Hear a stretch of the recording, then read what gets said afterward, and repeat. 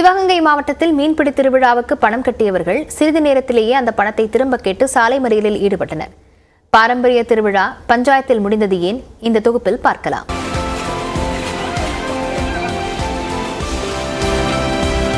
கோடை காலத்தில் கண்மாய்கள் குளங்களில் நீர் வற்றிவிடும் என்பதால் அதற்கு முன்பு அங்கிருக்கும் மீன்களை பிடிப்பதற்காகவே மீன்பிடி திருவிழா நடத்தப்படுகிறது. இவ்வாறு மீன்பிடி திருவிழா நடத்துவதால் நல்ல மழை பெய்து விவசாயம் செழிக்கும் என்பது மக்களின் நம்பிக்கை. இந்த பாரம்பரிய மீன்பிடி திருவிழா சிவகங்கை மாவட்டம் திருப்பத்தூர் அருகே உள்ள இரணியூர் கிராமத்திலும் ஆண்டுதோறும் நடத்தப்படுவது வழக்கம். அந்த வகையில் இந்த ஆண்டும் மீன்பிடி திருவிழாவை நடத்த முடிவு செய்த ஊர் மக்கள் அது குறித்து சமூக வலைத்தளங்களிலும் அறிவிப்பை வெளியிட்டனர். ஆனால் ஊத்தா கூடையுடன் மட்டுமே பங்கேற்க வேண்டும் என்பதோடு அவ்வாறு பங்கேற்கும் ஒவ்வொருவரும் கண்மாய் பராமரிப்பு நிதியாக 200 ரூபாயை செலுத்த வேண்டும் என்றும் அறிவித்தார்கள். இதையடுத்து சொன்ன பணத்தை கட்டிவிட்டு ஊத்தா கூடையுடன் கண்மாயை நோக்கி புயலென புறப்பட்டார்கள் இளைஞர்கள்.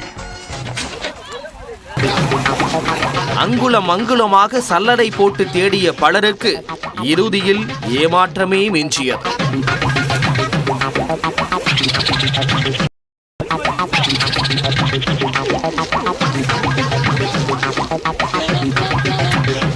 இதையடுத்து கண்மாயில் மீனே இல்லையே, கட்டின பணத்தை திருப்பி கொடுங்க என ஊர் முக்கியஸ்தர்களிடம் வாக்குவாதத்தில் ஈடுபட்டார்கள் அந்த இளைஞர்கள்.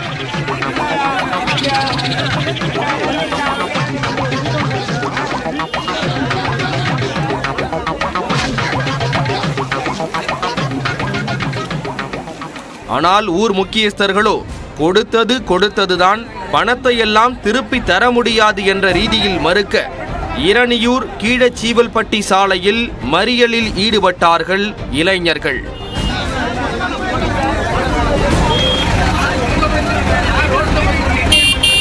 இதனால் போக்குவரத்து பாதிக்கப்பட்டதை அறிந்து அங்கு வந்த காவல்துறையினர் ஊர் முக்கியஸ்தர்களிடமும் போராட்டத்தில் ஈடுபட்டவர்களிடமும் பேச்சுவார்த்தை நடத்தினர்.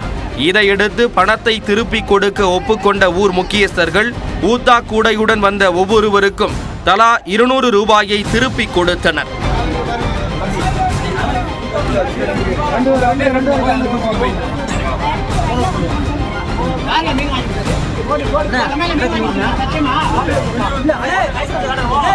இதையடுத்து இந்த பஞ்சாயத்து முடிவுக்கு வந்த நிலையில் இனிவரும் ஆண்டுகளிலாவது மீன்பிடி திருவிழாவை முறைப்படி நடத்த வேண்டும் என கோரிக்கை விடுத்திருக்கிறார்கள் அந்த இளைஞர்கள். நியூஸ் 18 தமிழ்நாடு தொலைக்காட்சிக்காக செய்தியாளர் முத்துராமலிங்கத்துடன் பெரிய பத்மநாபன்.